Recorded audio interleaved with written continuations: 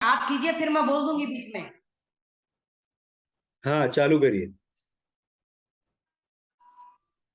ओम वक्रतुंड महाकाय सूर्यकोटि समप्रभ निर्विघ्नं कुरु मे देव सर्वकार्येषु सर्वदा सर्वमंगल मांगल्ये शिवे सर्वार्थ साधिके शरण्ये त्र्यंबके गौरी नारायणी नमोस्तुते। नमस्ते। आज का अपना विषय है कि नवरात्रा का महत्व जानते हैं। और हमारे साथ आज जुड़े हुए हैं बनारस के हमारे आचार्य गुरुजी संदीप झा जी और सर्वेश महेश्वरी मुंबई से। आइए आज उनसे कुछ जानते हैं नवरात्रा के विषय में। पहले तो हम गुरु जी को प्रणाम करते हैं। प्रणाम और गुरु जी। यहाँ पर विराजित सभी का आशीर्वाद चाहते हैं प्रणाम देवी प्रणाम देवताओं प्रणाम। का। आज का गुरु जी विषय है कि नवरात्रा का महत्व क्या है। जैसे 9 देवियां हैं और उसी के हिसाब से आप बताते हैं कि 9 ग्रह भी है, तो उसके हिसाब से सबको को रिलेट करते हुए इनका महत्व बताइए कि इसमें अपने हमको ये भी बताइए कि जैसे जिनको बच्चों को एजुकेशन चाहिए, जिन बच्चों को शादी ब्याह के लिए क्वेरी हो रही है उन जिनको, और कभी कभी देखते हैं कि आजकल नौकरों की भी बहुत समस्या हो रही है। सबको लगता है कि हमारे पास या तो नौकर आते हैं या टिकते नहीं है, और टिकते हैं तो ठीक से काम नहीं करते हैं। तो ये सब चीज क्यों हो रहा है? क्योंकि कहीं ना कहीं देखते हैं कि सारी चीजें हैं जो आपस में इंटर रिलेटेड है। तो इसको बताइए, थोड़ा हमें मार्गदर्शन कीजिए। जी देखिए, हमारा जो जीवन है यहाँ पे पृथ्वी पे, उस जीवन में हर एक क्षण ज्योतिष अपना रोल प्ले कर रहा है। मतलब वो अपनी भूमिका बना रहा है और हम लोग उसको समझ नहीं पा रहे क्योंकि वो प्रत्यक्ष नहीं है। लेकिन जब हम ज्योतिष शास्त्र को अच्छे से जानेंगे तो हमें उसका प्रत्यक्षीकरण भी हो जाएगा। तो अब जैसे ये दुर्गा पूजा का समय है, ये जो नवरात्रि है अश्विन शुक्ल पक्ष की, ये अश्विन शुक्ल पक्ष की नवरात्रि हम लोग मनाते क्यों हैं, सबसे पहले इसके विषय में आप जान जाइए। थोड़ा सा तेज बोलिएगा, थोड़ा सा तेज। जी जी जी। अश्विन शुक्ल पक्ष का समय यही सितंबर के आसपास आता है, सितंबर अक्टूबर में। और यहाँ पे जब हम ग्रह दशा की बात करेंगे तो हम देखेंगे कि ऐसे तो सारे जितने भी पौराणिक कथाएं हैं, आप लोगों ने सब सुन रखा है कि महिषासुर का मर्दन करने के लिए देवी का अवतार हुआ, पराशक्ति का अवतार हुआ। देवी माँ भवानी ने अवतरण लिया सारे देवी देवताओं के अनुरोध करने के बाद। जब सारे देवी देवता त्रस्त हो गए, जब त्राहिमाम करने लगे, तब उन्होंने पराशक्ति का आवाहन किया। कोई भी नर वहां पे सक्षम नहीं था ये करने के लिए, इसीलिए वहां पे माता पराशक्ति आई उसका मर्दन करने के लिए, महिषासुर का मर्दन करने के लिए। तो ये तो एक पौराणिक कथा है। लेकिन जब हम ज्योतिषीय दृष्टिकोण से जब देखेंगे तो हम देखेंगे कि हमारे आदित्य जो सूर्य देव हैं, वो हर महीना किसी न किसी राशि में गोचर करते रहते हैं। और हर महीने में एक दिन संक्रांति आती है, उस संक्रांति के दिन वो दूसरे राशि में गोचर कर जाते हैं।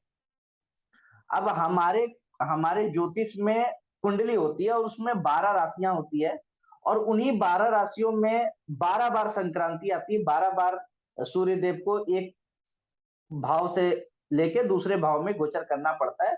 और जिस दिन वो गोचर होता है उस दिन को हम एक भाव से दूसरे भाव में, जिस दिन उनका प्रस्थान होता है, उस दिन को हम लोग संक्रांति करते हैं। जैसे कि हम लोगों ने बड़ा सुना हुआ है नाम मकर संक्रांति, है ना। तो उस दिन सूर्य देव धनु राशि से निकल के मकर राशि में जा रहे होते हैं। उसी तरह हर एक राशि की संक्रांति है, जैसे मेष संक्रांति है, वृषभ संक्रांति है, मिथुन संक्रांति है, कर्क संक्रांति है, सिंह संक्रांति है, कन्या संक्रांति है, तुला संक्रांति है। तो उसी तरह हर राशि की एक संक्रांति है। तो उसी के आधार पे क्या होता है, जब सूर्य देव नीचाभिलाषी हो जाते हैं, सूर्य देव तुला राशि में जाके नीच स्थिति में पहुंचने वाले होते हैं, तब हमारे जगत में नेगेटिविटी बहुत बढ़ जाती है, जो नकारात्मक ऊर्जा है वो बहुत तीव्र हो जाती है। और उसी नकारात्मक ऊर्जा का मर्दन करने के लिए या फिर उस नकारात्मक ऊर्जा का को समाप्त करने के लिए देवी का अवतरण होता है। और हम लोग दुर्गा पूजा नवरात्रि का त्योहार मनाते हैं और देवी आती है और उस नकारात्मक ऊर्जा को खत्म करती है। अभी अभी जो करंट में आप देखेंगे कि सूर्य देव अभी कन्या राशि में चल रहे हैं, लेकिन वो नीचाभिलाषी हो चुके हैं क्योंकि वो अब तुला राशि में जाने वाले हैं। तो तुला राशि उनकी नीच का घर है, तुला राशि नीच का घर है और सूर्य देव के लिए। तो सूर्य और तुला राशि को हम देवी का भी घर कहते हैं। वो तुला राशि को आप देवी लक्ष्मी, देवी सरस्वती बोलिए, देवी लक्ष्मी बोलिए, और या तो डायरेक्ट आप माँ दुर्गा का घर बोल सकते हैं, जो कि हर किसी के लिए पुरुष के लिए नारी का घर। ये जो हमारी काल पुरुष की कुंडली है, ये हमारे काल पुरुष है, तो उनका सप्तम भाव जो तुला राशि, काल पुरुष की लगन हो गई मेष राशि, तो उसका उनका जो सप्तम भाव है वो तुला राशि है। तो सप्तम भाव कौन होता है? पत्नी उनकी। किसी भी इंसान की कुंडली आप देखेंगे तो लग्न अगर वो खुद है तो उसका सप्तम भाव उसकी पत्नी है, उसकी उसकी धर्म पत्नी। तो उसी तरह जो नारायण काल पुरुष है उनकी पत्नी देवी लक्ष्मी है, देवी लक्ष्मी है। तो इसीलिए देवी लक्ष्मी को भी तुला राशि का प्रतिनिधित्व है। और तुला राशि का प्रतिनिधित्व माँ दुर्गा को भी है, क्योंकि पार्वती, लक्ष्मी या सरस्वती सब माँ दुर्गा के ही अवतार है ना। और माँ दुर्गा खुद पराशक्ति है, तो इसीलिए उनको जो राशि दी गई है, राशि उनको मिला है वो तुला राशि मिला है। और वहां पे जाके सूर्य नीचस्थ हो जाते हैं, सूर्य देव जाके नीचस्थ हो जाते हैं। तो जब सूर्य नीचस्थ होते हैं या अच्छे स्थिति में नहीं रहते हैं तो नकारात्मक ऊर्जा ज्यादा बढ़ जाता है। जैसे आप देखेंगे रात्रि का समय जो है नकारात्मक ऊर्जा के लिए उपयुक्त समय है, जहां पे नकारात्मक ऊर्जा ताकतवर होती है। और जब दिवा होता है, जब दिवस हो जाता है, जब दिन में सूर्य उदय हो जाते हैं, तो नकारात्मक ऊर्जा सारी खत्म हो जाती है। नकारात्मक ऊर्जा का प्रभाव तो रहता है लेकिन वो बहुत कम हो जाता है। तो सूर्य देव की रोशनी में ये ताकत है। उसी तरह से जब हम बात करेंगे तुला राशि की, तो गुरु जी एक बात तुला पूछना चाह राशि रहे थे आपसे। एक बात पूछना चाह रहे थे कि जैसे अभी हम लोग तो नीच और ऊंच की बातें समझ जा रहे हैं, लेकिन जो ये वीडियो देखेंगे लोग और जिन लोगों को ज्योतिष के बारे में या नीच या ऊंच के बारे में उनको जो आइडिया नहीं है, तो आप थोड़ा सा एकदम सूक्ष्म रूप में बता दीजिए कि ऊंच और नीच में क्या मतलब क्या स्थिति होता है, और नीच को हम लोग क्या मानते हैं और ऊंच को हम लोग क्या मानते हैं, उससे क्या फर्क पड़ता है। तो उसमें थोड़ा सा आप अपना किरण डालिए।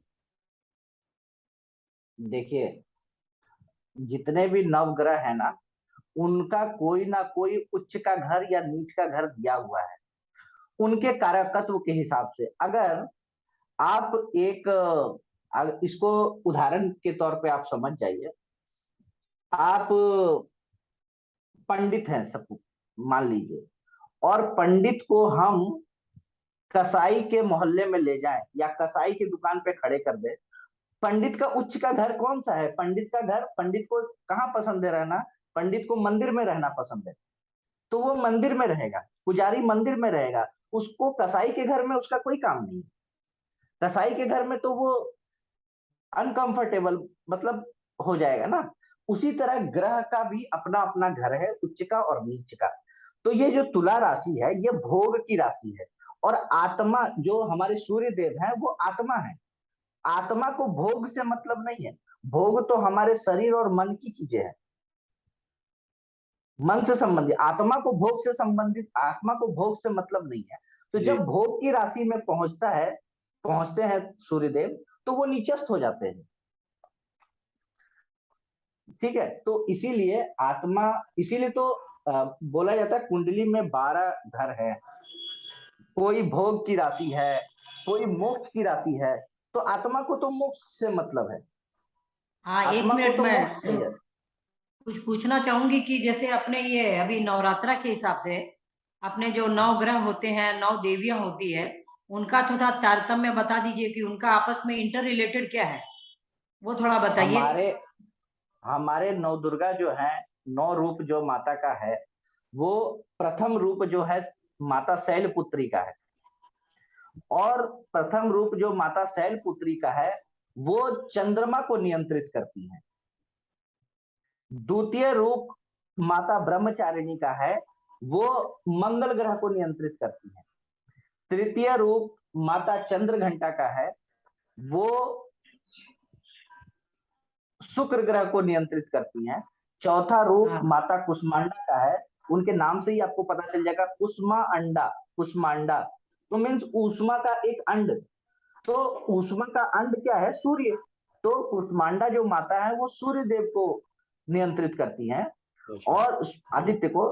और उसके बाद पांचवी माता है स्कंद माता, जो आज पंचमी है, और स्कंद माता का दिन है, वो बुध ग्रह को नियंत्रित करती है, क्योंकि वो माता है। और माता का स्कंद माता किसकी माता है? स्कंद की। स्कंद कौन स्कंद है? मतलब कार्तिकेय की माता। हाँ जी, कार्तिकेय क्या है? बुध राजकुमार है ना वो, तो वो हाँ हाँ तो बच्चे को कौन कंट्रोल करेगा? माता ना। तो कार्तिकेय को जो कंट्रोल करती है वो, जो उसकी माता है वो स्कंद माता है, इसीलिए वो बुध को नियंत्रित करती हैं। उसी तरह फिर जब छठे में आएंगे कात्यायनी देवी, कात्यायनी जो है वो बृहस्पति ग्रह को हाँ। नियंत्रित करती है। हम्म। उसके बाद देवी काल रात्रि का समय आता है, देवी काल रात्रि का पूजा होता है। काल रात्रि का ही नाम से आपको पता चल गया होगा, काला और रात्रि, और वो दोनों शनि ग्रह से संबंधित है, तो वो शनि देव एकदम। को नियंत्रित करती है। उसी तरह उसके बाद आएगा महागौरी, माता महागौरी का दिन आता है अष्टमी, और उस दिन राहु हाँ ग्रह का नियंत्रण महागौरी के अधीन है।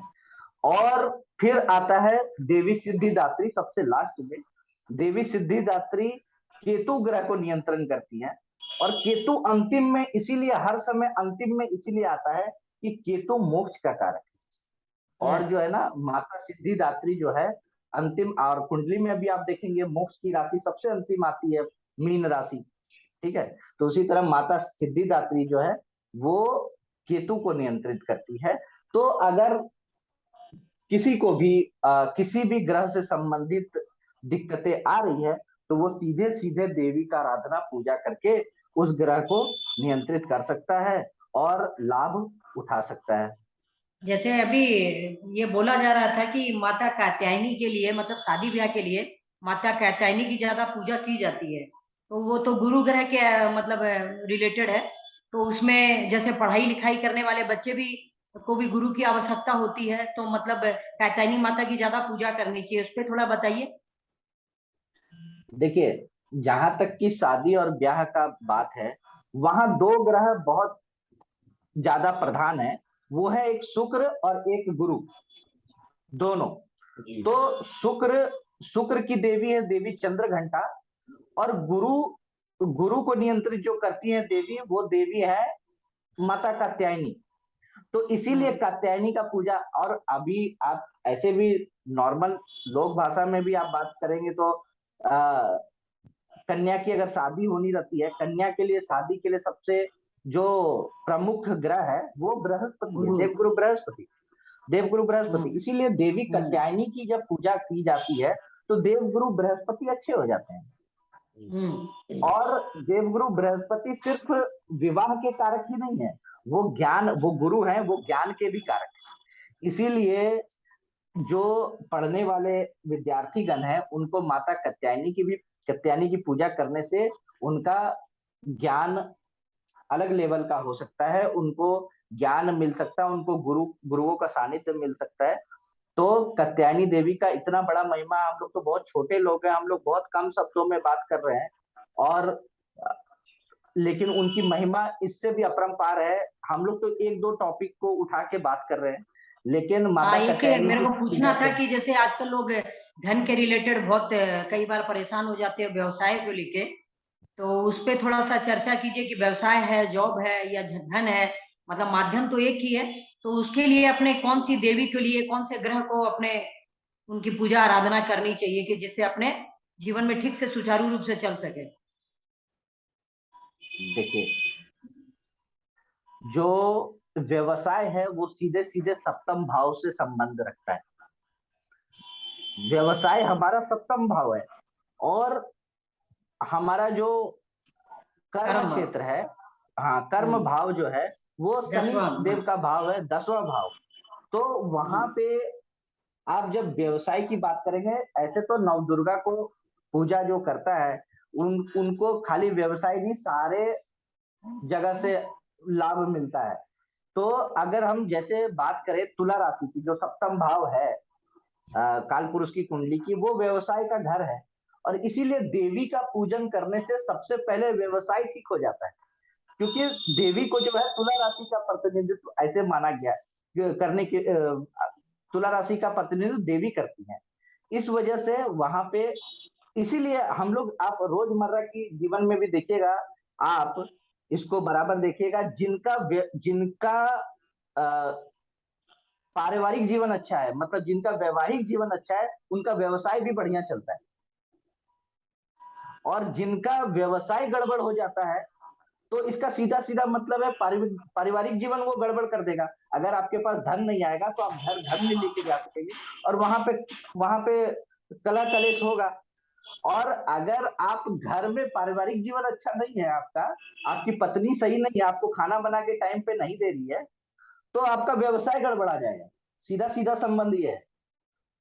तो इसीलिए यहाँ सप्तम पर मैं भाव एक चीज बोलना चाहूंगी कि आजकल जैसे नारी सशक्तिकरण की बात होती है, कि जैसे कई बार अपने देखते हैं कि घर की स्त्री को, घर की बेटी को, घर की और भी लोगों को लोग अच्छा तरह से सम्मान कर लेते हैं, लेकिन बाहर की लोगों को, बाहर की लड़कियों को या बाहर की महिलाओं को थोड़ा सा ऐसी नजरों से देख लेते हैं। अब कल एक मेरे पास एक आई थी औरत, तो वो मेरे को ये बात बोल रही थी कि देखिए वो ऐसा अभद्र व्यवहार करते हैं कि मैं खड़ी थी सामने में, लेकिन अब क्या बताऊं कुछ। तो ये ऐसे करने से आखिर क्या उनका क्या ग्रह खराब होता है, क्या प्रभावित होता है? देखिए, ये तो संस्कारहीनता है। वो अगर देवी प्रतिनिधित्व करती है तो वो घर की लेडी खाली नहीं है, घर की महिलाएं नहीं है, वो जगत की जितनी महिलाएं हैं, सारी सारी महिलाओं का प्रतिनिधित्व देवी दुर्गा करती है। जी।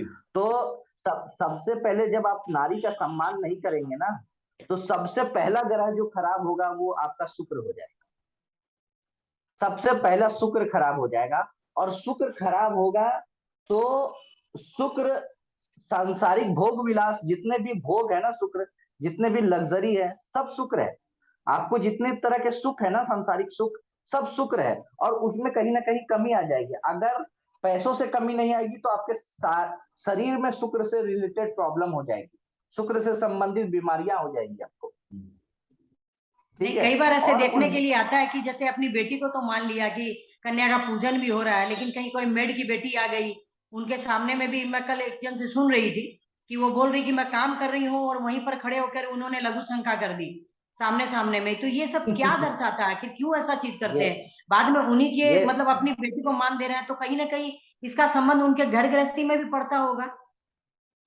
ये सीधे सीधे संस्कारहीनता है। ये और कुछ नहीं है, ये ज्ञान की कमी की वजह से ऐसा लोग करते हैं। नहीं, जब मेरे को ऐसा लगता हम है कि जैसे अपने घर में मैड की बात करते हैं या कोई नौकर चाकर की बात करते हैं, तो उसका तो प्रतिनिधित्व शनि ग्रह करते हैं, और वहां पर अगर लेडीज हाँ, आ गई तो वो शुक्र है, तो सीधा सीधा देखा जाए तो वो अपने शनि ग्रह को और शुक्र को खराब कर रहे हैं, ऐसा बोला जाएगा तो ये सब चीज देखिए, में तो थोड़ा ध्यान रखना पड़ेगा। जब आप संस्कारहीनता करते हैं तो उसमें एक ग्रह नहीं, सारे ग्रह ही रुष्ट हो जाते हैं आपसे।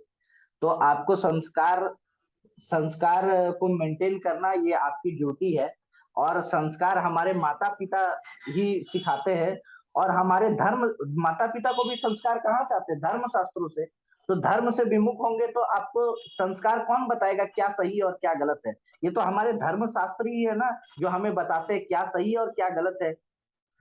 तो हम लोगों को सबको धर्म का जो ज्ञान औरतें होना जैसे चाहिए। बोलेंगे कि ठीक है ये तो हो गई औरतों की बातें, लेकिन जो औरतें पुरुष को सम्मान नहीं करती उनका क्या, उनका कौन सा ग्रह पे प्रभाव पड़ता है? जो औरतें पुरुष का सम्मान नहीं करती उनका जितने भी पुरुष ग्रह हैं, मतलब सबसे पहले तो उनका बृहस्पति खराब हो जाता है। जो अपने पति का सम्मान नहीं करेंगी तो औरत के लिए उनका पति जो है बृहस्पति है, मंगल है, सूर्य है, क्योंकि वो काम करके लाके आपको धन दे रहे हैं ना, धनार्जन तो वही कर रहे हैं। जीविकोपार्जन के लिए नहीं, जो भी धनार्जन तो मेहनत है आजकल वो औरतें भी करती है, ऐसा नहीं है, धनार्जन तो आजकल औरतें भी कर रही है पूरा ही। इसीलिए कहीं ना कहीं मैं देख रही हूँ कि थोड़ी सी ठीक में व्यवस्था भी थोड़ी सी इधर उधर हुई है। ऐसा नहीं कि हम धनार्जन नहीं करते हैं, हम भी करते हैं, लेकिन मान सम्मान की जहाँ बात आती है तो बोले कि पिता तुल्य सूर्य रहते हैं, तो वहां पर वो कहीं ना कहीं पितृदोष हो जाता है, पितर का दोष हो जाता है। यहाँ संतानहीनता जब देखी जाती है कि संतान नहीं हो रही है, तो उसमें भी तो सब बुध ग्रह है, तो सब ये सब कहीं ना कहीं तो होते हैं ना रिलेटेड ये सब में। बिल्कुल होते हैं। और हमारी जो कुंडली है, जो हमारा आ, जन्म कुंडली है, वो सिर्फ हमारे इस जन्मों के कर्म का फल नहीं देते हैं, वो पिछले जन्मों का भी फल देते हैं। तो दो तरह के कर्म हैं, एक दृढ़ कर्म और एक अदृढ़ कर्म। तो दृढ़ कर्म को हम लोग चेंज नहीं कर सकते, जैसे जन्म मरण शादी ब्याह, ये सब दृढ़ कर्म है, ये दृढ़ कर्म है, ये सब कुछ डिसाइडेड है। लेकिन कुछ अदृढ़ कर्म है जो आप करेंगे तो आपको मिलेगा और नहीं करेंगे तो नहीं मिलेगा। आप रोड पे जा रहे हैं, कुत्ता अगर सामने बैठा हुआ है, आप पत्थर उठा के मार दिए, वो आके आपको काट लिया, तो ये थोड़ी ना प्रारब्ध में नहीं लिखा था, ये तो आपके अपने विवेक से आपने ये सोचा कि उसको मारना चाहिए, आपने मारा और उसने उसका फल दे दिया, तो अदृढ़ कर्मा का तुरंत फल मिल गया आपको। तो अदृढ़ कर्मा वो है, और दृढ़ कर्मा कुछ ऐसे कर्मा है जो प्रारब्ध से ही आते हैं। तो दोनों को हमें ध्यान में रख के और काम और करना चाहिए। ज्योतिष में तो कुत्ता का प्रतिनिधित्व भी जैसे केतु ग्रह से अपने बोलते हैं, केतु देव से करते हैं, तो जी हमेशा जी जी कुत्ता को जी रोटी वोटी देते रहना चाहिए, तो केतु ग्रह भी थोड़े प्रसन्न बिल्कुल। रहते हैं। हमारे हमारे संस्कार, हमारे सनातन धर्म में किसी को मारने का कोई विधान नहीं है। आप जब जीवन नहीं दे सकते हैं तो आप किसी को मार भी नहीं सकते हैं, ठीक है? आप किसी को दुख तकलीफ पहुंचाएंगे तो वो पाप श्रेणी में आता है ना। चाहे आप पत्नी को मारे, बेटे को मारे, कुत्ते को मारे, बिल्ली को मारे, कोई भी जीव जंतु को मारे, तो आप पाप कर रहे हैं। सिंपल सा चीज है। तो ये सबसे तो चंद्रमा पीड़ित हो जाता है, मतलब मन दुखित हो जाता है, तो कहीं ना कहीं चंद्रमा मन का जातक है, तो कहीं ना कहीं देखे तो सब चंद्रमा को फिर ठीक से मनाना चाहिए हिसाब से। हम हम तो कह दिए ना, अगर आप आचरण अच्छा नहीं रखेंगे तो 9 के 9 ग्रह जो है आपके दूषित हो जाएंगे, खाली चंद्रमा की बात ही नहीं है। आप और आचरण अच्छा इसमें तो क्या रखें। है कि अपने आज जैसे नवरात्रा के निमित्त बैठे हैं देवियों की पूजा के लिए, जो आदि शक्ति देवी है, जो सारे संसार का जी संचालन कर रही है, उनके निमित्त ही जी बैठे हैं ना, जी। तो सारी तो बात की हम उनके एक उनके हम निमित्त ही है। हम हम एक चीज बताते हैं, जिनका जिनका जिनका जिनके कुंडली में सूर्य नीचस्थ है या फिर व्यवसाय नहीं चल रहा है ठीक से, उनको अपनी पत्नियों का सम्मान करना चाहिए। और अपनी पत्नियों के साथ साथ, मैं फिर से उसको नोट कीजिएगा, अपनी पत्नियों के साथ साथ जगत की जितनी भी औरतें हैं सबका सम्मान करना चाहिए। अगर लेडीज है, कोई कोई औरत है और उसका व्यवसाय नहीं चल रहा, तो उसको अपने पति का सम्मान करना चाहिए। उसी तरह, क्योंकि सूर्य देव क्यों देवी के राशि में आके नीचस्थ हो जाते हैं? सूर्य है पराक्रम, सूर्य है, आप बाहर में जितना पराक्रम दिखाना दिखाइए, आप बाहर में किंग हो जाइए, राजा बनिए, लेकिन घर में आने के बाद आप अपने पत्नी से क्या बोलते हैं, ऊंचे ऊंचे स्वर में या फिर उसको धमकी देने का ऐसा सारा काम करेंगे तो आपका सूर्य कहीं भी हो, अच्छे भी हो, तो भी वो नीचस्थ हो जाएंगे। नहीं तो एक तरफ बोला वो जाता है, जैसे आप बता रहे थे कि औरत का एक बार देवी का सशक्तिकरण करने के लिए तलवार देवी को भेंट किए थे, लेकिन घर की नारी को ही वहीं पर देखे तो एक झापड़ लगा दिए, हाँ आप बता रहे थे हाँ एक बार। बिल्कुल। बिल्कुल बिल्कुल। एक ऐसे ही मेरा एक जजमान था, और वो मेरे पास कंसल्टेशन लेने के लिए आया था, तो उसका मैंने देखा कुंडली में तुला राशि में राहु बैठे हुए थे, और वो बोल रहा था कि बड़ा खराब मेरा व्यवसाय चल रहा है। तो हम बोले ठीक है, देवी दुर्गा को जो है तलवार अर्पण करो। तो तलवार उनसे चढ़वाया और उसका व्यवसाय अच्छा चलने लगा। 1-2 महीने बाद वो फिर फोन करता है कि 1-2 महीना तो अच्छा चला, फिर उसके बाद जो है फिर से गड़बड़ हो गया गुरुजी, अब क्या करें। तो हम बोले कि तुम्हारी पत्नी कहाँ है? तो बोलता है पत्नी तो मायके गई है। तो हम बोले क्यों मायके गई है? बोला कुछ नहीं, कहा सुनी हो गई थी, तो वो चली गई है मायके। हम बोले क्यों कहा सुनी? क्यों? बोला कि ऐसे ही मैंने कुछ बोला था बनाने को, वो नहीं बनाई, उसमें मैंने उसे एक थप्पड़ मार दिया। तो उसे मार दिया। तो हम बोले तुम्हारा अब कुछ ठीक नहीं हो सकता, तुम देवी को तलवार चढ़ा रहे हो, वहां नारी का सशक्तिकरण कर रहे हो, और यहाँ पे घर पे आके नारी का दमन कर रहे हो, तो तुम्हारा तुला राशि, तुम्हारा जो व्यवसाय नहीं चल सकता। तो बोला अब गुरु जी गलती तो हो गई, अब क्या करें? हम बोले तुरंत जाओ अपनी पति को ससम्मान वहां से वापस लाओ, और दोबारा ये हरकत मत करना, तुमको अगर अपना व्यवसाय ठीक से चलाना है तो फिर उसने सही से किया, और आज आज के डेट में उसका व्यवसाय बहुत अच्छा चल रहा है, और कोई दिक्कत नहीं है। पत्नी भी उसकी खुश है, बच्चे भी खुश है। जब नारी को आप सम्मान करेंगे, नारी का जब आप सशक्तिकरण करते हैं, तो वो आपके हर तरह के कष्ट को हरने के लिए दुर्गा बन के खड़ी रहती है। ठीक है। ये इसी तरह चीज से तो मतलब मेरे जैसे हिसाब बोला से, जाता है। ये चीज मेरे हिसाब से भारत में बहुत ज्यादा होती है कि हम माता को जो है, माता की पूजा करते हैं, भगवान की पूजा करते हैं, भगवान को जाके जल चढ़ाएंगे, दूध चढ़ाएंगे शंकर जी को, और सब जी तरह जी का फल और फूल और सारी चीजें भगवान को अर्पण कर देते हैं। भगवान तो हमसे मांगते भी नहीं है, भगवान तो कहते हैं कि भाई जितनी भी प्राणी मात्र है, प्राणी मात्र की रक्षा करो, उसका पालन पोषण करो, उसी में मेरा जो है भला होगा। मेरा ये मानना है। और वही चीज हम भारत में जो है रहकर, हम लोगों का ये कहना है, कई जैसे यंग जनरेशन है, उनसे जब मेरी बात होती है, जैसे मैं खुद भी उसी जनरेशन का हूँ, तो बात होती है तो लोगों का कहना है कि ये सब भगवान का जो ये है, ये सब डर डर दिखाने की बात है कि आप भगवान का ये पूजा करोगे तो आपका ये होगा, आप नहीं करोगे तो आपका बुरा हो जाएगा। ये चीजें नहीं होती है मेरे हिसाब से। जब तक आप अपने मन के मंदिर में जिनको बसा के रखे हैं, जिनको आप लोग प्यार करते हो, जो आपसे जुड़े हुए हैं, अगर आप उनका, और दुनिया में जितने भी लोग जरूरतमंद और जितने भी ये लोग हैं जिनको जरूरत है, या जो भी जिनके पास चीजें अवेलेबल नहीं है, अगर आप उनकी जरूरत की चीजों को पूरी करते हो, तो भगवान आपसे ऐसे ही खुश रह जाएंगे। बिल्कुल बिल्कुल। हमें धर्म का पालन करने के लिए कहा गया है। जी धर्म में सब कुछ आ जाता है। आप अगर किसी को दान दे रहे हैं ना, वो भी धर्म है। आप किसी को सम्मान दे रहे हैं, वो भी आपका धर्म है। जो आप धारण करते हैं ना, वो आपका धर्म है। तो पूजा विधि जो है वो भी हमारा धर्म है, और किसी को मदद करना वो भी धर्म है। जी अन्याय अत्याचार नहीं करना वो भी धर्म है। लेकिन हम धर्म का अनुसरण करने के लिए इसीलिए कह रहे हैं कि हम अपने विवेक से तो काम करते हैं। विवेक जरूरी, कॉमन सेंस होना जरूरी है।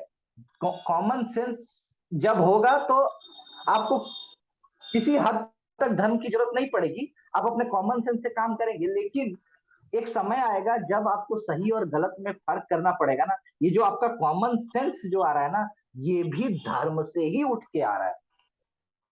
ये तो दान देने की जो आप बात आती है, तो मैं कई बार देखती हूँ कि लोग ठीक है अपने अपने हिसाब से अपना मनोरंजन करते हैं, कहीं भी जाते होंगे, खूब धन भी खर्चा करते हैं, ठीक है। लेकिन जहाँ मैं देखती हूँ किसी को गुरु को दान देने की बात आती है, या कहीं दक्षिणा देने की बात आती है, या कहीं मंदिरों में चढ़ावा है तो 5 रुपया 1 रुपया चढ़ाते हैं, ठीक है, वो श्रद्धा की बात है।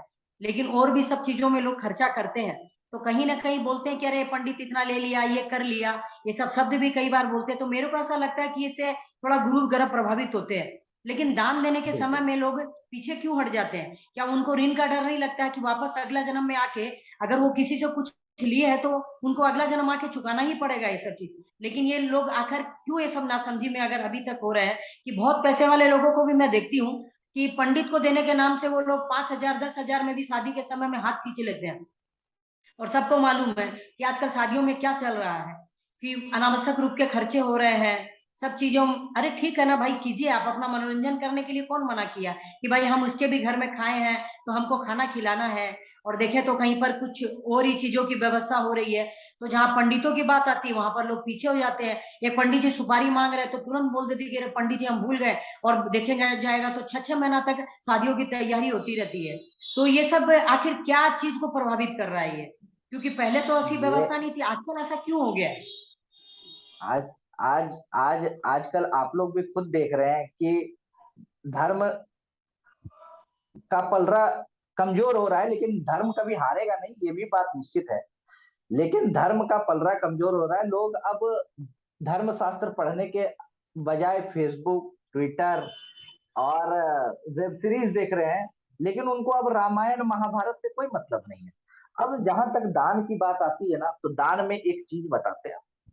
दान जो है वो देवगुरु बृहस्पति से संबंधित है, और देवगुरु बृहस्पति सिर्फ विवाह के कारक नहीं है, वो जीवन में अबंडेंस मतलब परिपूर्ण मतलब खुशहाली और सुख समृद्धि, और सबसे जो बड़ी चीज जो देवगुरु बृहस्पति देते हैं वो है संतुष्टि, संतोष, और वो फीलिंग ऑफ कंटेंटमेंट जिसको बोलते हैं ना, जो बोलते हैं सेटिस्फेक्शन, जो संतुष्टि है ना, वो देवगुरु बृहस्पति के कारण आता है। और जब दान आप करते हैं ना, तो वो आपका त्याग हो रहा है ना। जब आप त्याग करेंगे तभी आपको संतोष आ सकता है। भोग से कभी भी संतोष नहीं हो सकता है, क्योंकि आपकी इच्छाएं तो अनंत है। आज आपने गाड़ी खरीद लिया, कल आपको स्कूटर, कल आपको कार चाहिए, कार के बाद हेलीकॉप्टर चाहिए, हेलीकॉप्टर के बाद और भी कुछ चाहिए होगा, अंतरिक्ष जाना है। तो आपकी इच्छाएं तो अनंत है। तो आप कितना भी खर्चा कर ले, आप 10 करोड़ खर्चा करेंगे, आपके पड़ोसी 50 करोड़ खर्चा कर देंगे शादी में, तो क्या फायदा। लेकिन अब देखिए, दो चीज है। एक है भौतिक सुख, और एक है आध्यात्मिक सुख। दोनों अलग अलग संबंधित है। हाँ, आपको खर्च करने से, आपको आपको भोग करने से, आप नई नई गाड़ियां खरीद ले, नए कपड़े खरीद ले, बहुत बढ़िया खाना खाएं, इससे आपको भौतिक सुख, शारीरिक सुख तो मिल जाएगा, लेकिन आपको मानसिक सुख ये प्रदान नहीं करेगी। मानसिक सुख भी वो होगी जो आपको लग रहा होगा कि वो खुशी दे रही है, लेकिन वो बहुत क्षणिक होगी। आप नया कपड़ा खरीदने जाते हैं, जिस समय आप कपड़ा खरीद के ले आते हैं और पहन लेते हैं, उसी समय तक वो सुख है। फिर 2 दिन बाद बोलेंगे आपने तो परसों कपड़ा खरीदा था, अभी आप क्यों नहीं सुखी हैं भाई? परसों तो आपने कपड़ा खरीदा, तो वो सुख रहेगा नहीं। लेकिन जो आपका आध्यात्मिक सुख है वो निरंतर बना हुआ रहता है, तो वो आएगा त्याग से ही, वो आएगा दान पुण्य से ही। तो जब आप त्याग करेंगे तो वो सुख जो प्रदान होगा वो आप क्षणिक नहीं होगा, वो उस सुख, उस पुण्य का क्षय नहीं होता है, दान के पुण्य का। अभी दान की बात आप जब कर रहे हैं तो मैं और चीजें बता देना चाहता हूँ। दान में 3 चीजें जरूर होनी चाहिए। कोई भी गुरु पहले के गुरुकुल में जब दक्षिणा लिया करते थे, उसमें 3 चीज जरूर देखते थे। त्याग, आप करोड़पति हैं और आप जाके 5 रुपया दान कर दिए, तो या 500 रुपया दान कर दिया, आप करोड़पति हैं और 500 रुपया दान कर दिए, तो वो आपके सामर्थ्य के हिसाब से नहीं हुआ ना। आपका जो सामर्थ्य है उसके हिसाब से दान दक्षिणा करनी चाहिए। और अगर गुरु ने कहा कि आप दान कीजिए, तो अगर गुरु ने कुछ मांग दिया तब तो वो तो आपको देना चाहिए। गुरु का भी दायित्व है कि दान और दक्षिणा का सिर्फ एकमात्र उद्देश्य दक्षिणा का यही होना चाहिए, वो जजमान का कल्याण, और उसमें कुछ नहीं है। वो गुरु ऋण से मुक्ति दिलाता है, इसी वजह से दक्षिणा लेनी जरूरी है, और वो गुरु का जीविकोपार्जन भी है। तो दक्षिणा दोनों तरह से वो जजमान का ही कल्याण करता है। इसीलिए प्रयास, त्याग और परोपकार, तीनों में अगर कोई भी कम हो गया तो दक्षिणा आपकी पूर्ण नहीं होगी। परोपकार मतलब आपका स्वेच्छा भाव नहीं हुआ। अगर आप दान देके दुखी है कि बहुत पैसा लग गया, तब भी आपकी दक्षिणा पूरी नहीं होगी। आप उतना ही दे जितना में आपको संतुष्टि आए, आपके अपने इच्छा अनुसार दे, लेकिन वो इच्छा इतनी भी कम ना हो कि आपके सामर्थ्य के हिसाब से वो दक्षिणा तुच्छ लगने लगे। और दक्षिणा देने में प्रयास भी आप ही को करना चाहिए। आपको ही गुरु को बार बार बोलना चाहिए। गुरु ना मांगे, गुरु को बार बार आपको बोलना चाहिए कि आपका दक्षिणा पूर्ण करने का मौका हमें दे, अवसर दे। और वही प्रयास, जब आप त्याग, प्रयास और परोपकार जब तीनों कर देते हैं ना, तो दक्षिणा सब, ये जो तीनों चीजें, त्याग, प्रयास और परोपकार, ये किसी भी चीज, किसी भी मृत चीज को भी जागृत कर देने में सक्षम है। इसीलिए दक्षिणा, पहले के जमाने में राजा सुबह सुबह उठते थे तो सबसे पहले दान और दक्षिणा करते थे, क्योंकि उनको ये आध्यात्मिक महत्व इसका मालूम था, दान और दक्षिणा का। वही है, लेकिन आजकल कई बार देख रहे हैं कि जैसे पंडितों के लिए थोड़ा अविश्वास हो गया है, और कई जगह देखेंगे तो ठीक है, आजकल अभी ज्योतिष वापस बढ़ गया है, क्योंकि तो ब्रह्मांड में सूर्य, चंद्र, ग्रह, तारे सबको दिखाई दे रहे हैं, तो ये तो प्रत्यक्ष प्रमाण है ज्योतिष का। लेकिन उसके बावजूद भी लोग बोलते रहे हम नहीं मानते, लेकिन बाद में जब उनको मुसीबत आती है तो वो आपस आते भी उनकी शरण में है। तो ऐसा क्या हो जाता है कि मतलब एक बार वो लोग ऐसा विमुख होकर बैठ जाते हैं? क्या अपने बचपन से क्या पढ़े नहीं है? कि आज भूगोल में भी तो पढ़े हैं ना, अपने ज्योग्राफी में, तो फिर उसको कितने, इसको अंधविश्वास का नाम क्यों दे दिया गया है? ये सामाजिक कुरीति है, ये सामाजिक कुरीति है। और हमारे समाज में भी आज ज्योतिष का नाम बदनाम करने के लिए बहुत सारे लोग हैं। सिर्फ समाज को ही दोषी ठहरा नहीं सकते हैं, दोनों तरफ से चीजें खराब हो रही हैं। और हमें तो यही हमें तो यही प्रयास करना चाहिए कि हम अपने धर्म पे रहें, जितना ज्ञान हम बांट सके। ज्योतिष का मतलब कुंडली देखना या उसको प्रिडिक्शन देना या उसको ये करना सिर्फ नहीं है। ज्योतिष ज्योतिष का जो नाम है ना, जो इसका उच्चारण है ज्योतिष, ज्योति, ये ज्योति है, वेद की ये चक्षु है। तो ज्योतिष का काम ही है आपको गाइड करना, आपको मार्गदर्शन देना। वो आपका चलता फिरता जीपीएस है कुंडली, ये कुंडली है, समझिए वो चलता फिरता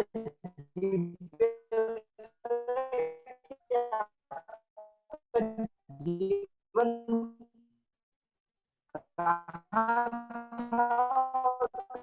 कहाँ जा रहा है वो सब कुछ करेंगे। तो धर्म, अर्थ, मोक्ष, काम की प्राप्ति नहीं होगी, लेकिन कुंडली के हिसाब से जब आप काम करेंगे, जब आप ज्योतिष शास्त्र का अनुसरण करेंगे, ये वेद का ही अंग है, जब इसका अनुसरण करेंगे तो आपको सुलभता से हो जाएगी। जो नहीं भी होने वाला रहेगा, एक बार रोकना चाहूंगा, वो भी सुलभ हो जाएगा। मीटिंग खत्म होने वाला है, क्या है कि 40 मिनट खत्म हो रहा है, तो मीटिंग खत्म होने वाला है। ठीक है, ठीक है, अब दूसरे वीडियो में लिया जाएगा जो भी चीज है। अपने बहुत सारी क्वेरी रहती है, उसको बाद में लिया जाएगा। ठीक है, एक नया वीडियो। ठीक है, बहुत बहुत धन्यवाद। धन्यवाद। ओके, बिल्कुल बिल्कुल। जी जी, नमस्कार नमस्कार नमस्कार, नमस्ते, बहुत बहुत धन्यवाद। आप आए, इतना आपका अनमोल वचन दिए। आगे भी इसी तरह से अपने कोई चीज की धर्म के हेतु चर्चा करेंगे, और लोगों के प्रति जो बाबा विश्वनाथ की कृपा है, माता अन्नपूर्णेश्वरी की कृपा है, और ये बराबर धर्म चर्चा होते रहेगी। आप लोग सब लोगों को धन्यवाद, साधुवाद है। धन्यवाद।